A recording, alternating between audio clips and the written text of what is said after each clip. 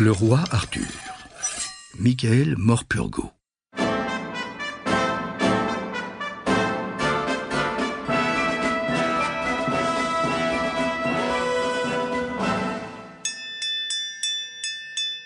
La cloche.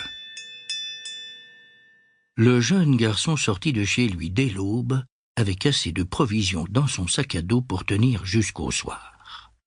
C'était une chose qu'il s'était toujours promis de faire le jour où il en aurait la possibilité et où les conditions seraient favorables. Il n'avait fait part de ce projet à personne parce qu'il savait que sa mère se serait inquiétée, que sa petite sœur aurait vendu la mèche et que son père aurait essayé de l'en dissuader. Pour eux, il partait pêcher la crevette autour de l'île de Samson. Il se lèverait tôt pour profiter de la grande marée d'équinoxe du printemps dès qu'elle commencerait à baisser, ce qui lui permettrait de passer à pied sec de Braher à Tresco, puis de Tresco à Samson. Ça, c'était ce qu'il leur avait dit. Tout le monde en faisait autant. Mais ce que personne n'avait jamais fait, à sa connaissance tout au moins, c'était de gagner à pied les îles du Levant et d'en revenir. Tout le monde prétendait que c'était irréalisable entre deux marées. Son père était absolument formel. C'était en partie pour cela que le garçon était bien décidé à le faire. Il avait tout prévu.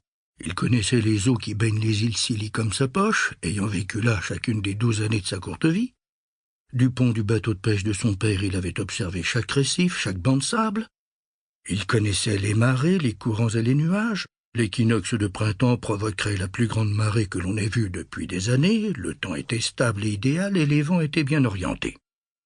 À condition de quitter les îles du Levant à 12h30, il aurait le temps de regagner Braher et de rentrer chez lui avant que la marée ne remonte et ne lui barre le passage. Il savait que, à certains endroits, il serait forcé de se mettre à l'eau jusqu'aux épaules. Et au pire des cas, il pourrait toujours nager. Il était le meilleur nageur de l'école. C'était faisable. Et il le ferait. Sur la grève de Green Bay, il regarda le détroit de Tresco en sentant la boue froide s'immiscer entre ses orteils. Il consulta sa montre. Presque 6 heures. La mer baissait rapidement dans le détroit de Tresco. Il n'y avait pas un souffle de vent, pas un nuage dans le ciel de l'aube.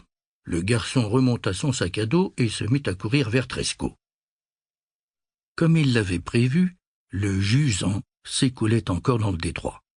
Il y barbota, mais la force du courant le contraignit bientôt à marcher. Il retira son sac à dos, le posa sur sa tête et s'enfonça plus profondément.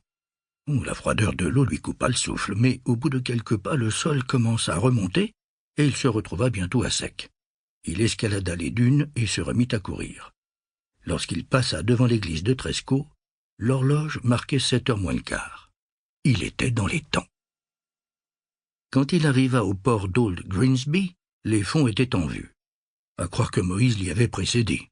L'eau s'écoulait encore par endroits, mais le chemin à suivre était bien visible. Tyne, puis traverser jusqu'à St. Martin's et longer le rivage jusqu'à la baie de Irontown.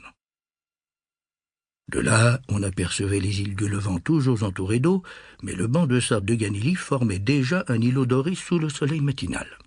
Ce banc de sable serait la seule voie d'accès à l'aller comme au retour. Dans moins de 2 heures d'après ses calculs, il formerait une courte digue jusqu'aux îles du Levant. Il faudrait faire vite.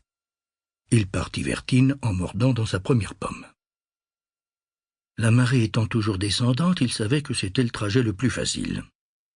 C'était au retour, jusqu'à Braher, qu'il faudrait battre la marée de vitesse. L'horaire devait être parfaitement respecté. Aussi plus tôt il atteindrait les îles du Levant, mieux cela vaudrait. Une fois là, il disposerait tout juste d'1 quart d'heure pour déjeuner et se reposer. C'est avec cette seule idée en tête qu'il atteignit St. Martin's et courut le long de la plage. Maintenant, le soleil était haut et lui chauffait le crâne. Quand les rochers succédèrent à la plage, il bifurqua vers l'intérieur des terres et suivit le sentier qui serpentait entre les fougères en direction de Irontown.